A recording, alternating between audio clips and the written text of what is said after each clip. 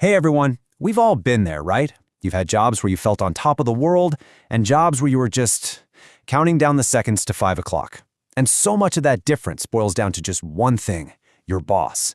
Today, we're going to crack the code on what makes a leader truly great, and we're using a really fascinating 6-year study from the IT industry to do it.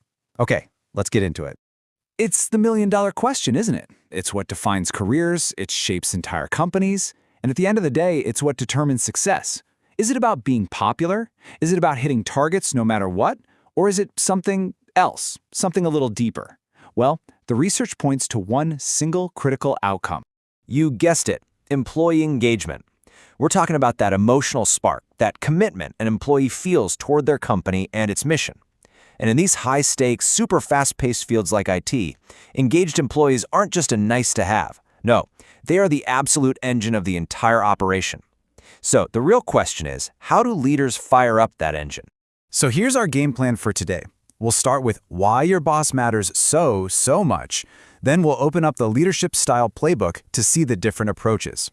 After that, we'll look at how these styles held up under a massive 6-year stress test. We'll check the final engagement scorecard to see the clear winners and losers, and then we'll wrap it all up with a guide on how to lead right now. Okay, so to really get a handle on this, we need a framework. A really useful one is called the full-range leadership model. It basically says the best leaders have a whole spectrum of behaviors they can use, from totally hands-off to super involved. Let's break down the main styles. Think of them as different tools in a leader's toolkit. First up, we've got transformational leadership. These are the visionaries, the big-picture people. They don't just hand out tasks, they build a shared sense of purpose. They push their teams to think outside the box, and they're really focused on helping every single person grow. They're always building for what's next. And then we have transactional leadership. This style is all about structure, clarity, and a straightforward exchange. You hit your target